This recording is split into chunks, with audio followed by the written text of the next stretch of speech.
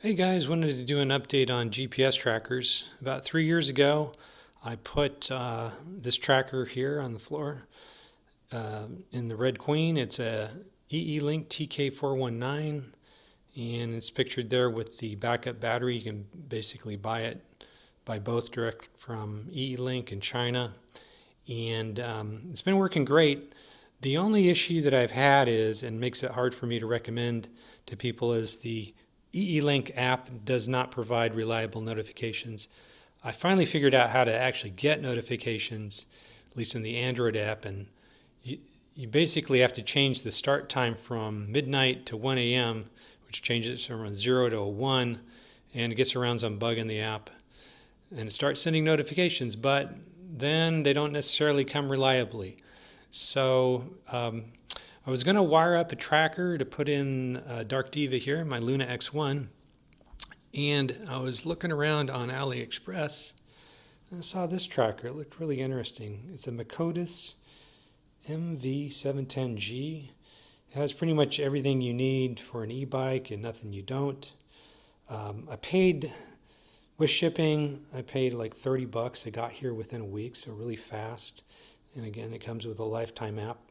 There's another version on AliExpress that has a smaller internal battery. That one has like a 60 milliamp hour battery inside, and this one has a 280 milliamp hour battery. So I would pay a little extra for that larger internal battery, and also you pay a couple bucks more if you get the lifetime app.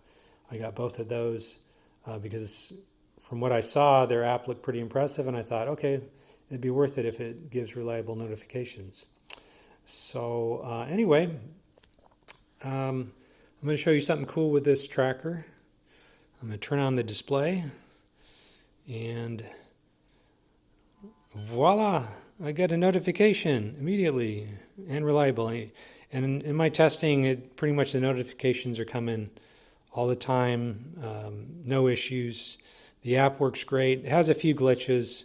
I won't necessarily ramble about those, but I mean, overall, it's been a great experience, and I'm really impressed with this, and it makes it a lot easier to recommend to people that don't necessarily want to, jump through the hoops to get reliable app notifications. To do that on my eelink, I basically sent the data to Flespy, and then I forwarded it to either the native server or Ruhavik, which has a really nice free app.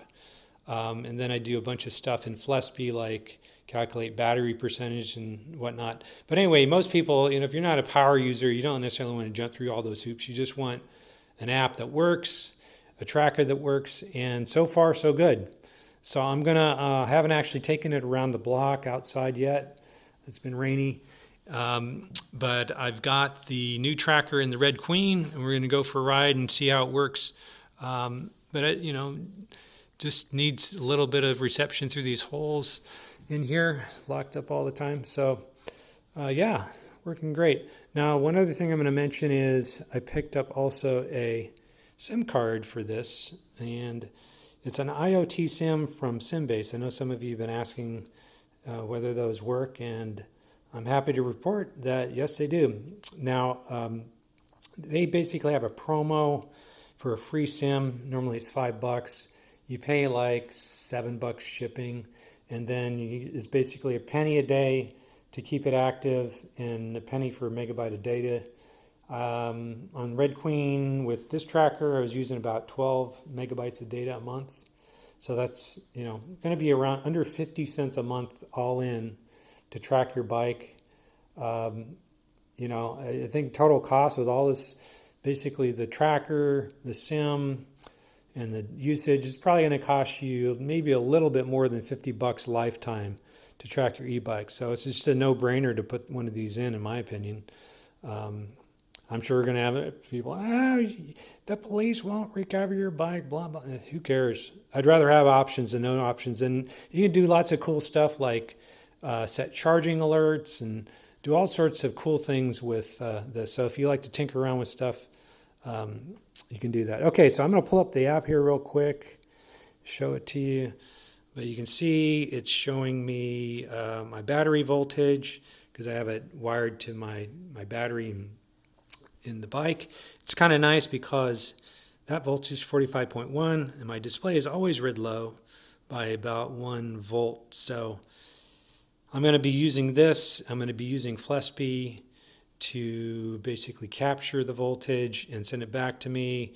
So it'll display a battery percent that's maybe more accurate and a voltage that's more accurate, charging alerts, all that stuff. Anyway, I won't ramble too much about that. But yeah, the app works great. I think for most people that just want a tracker, don't minimal fuss, I think this is a great option. Okay, well that's it for now. I'm going to be doing a write-up. I'm going to go through from start to finish how I wired this thing up, including how I wired it to the accessory wire, basically a wire coming back from the battery to the controller. So when you turn it on, it's like, turning on the accessory in the car, and the GPS tracker can do lots of cool stuff with that. As we saw earlier, I'm going to turn off the display and it's going to give an alarm that the bike was turned off. And there it is. It also has a cool auto arming feature so that after you turn off your power and you're parked, within 60 seconds, it'll turn on the arming mode, which will basically turn on the vibration sensor for the bike. So you can see right now, I just turned it off and it's not giving an alarm for vibration.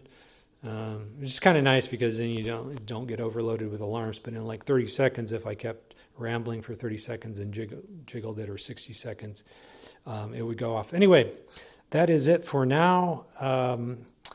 We'll see you guys on the forums, and take care.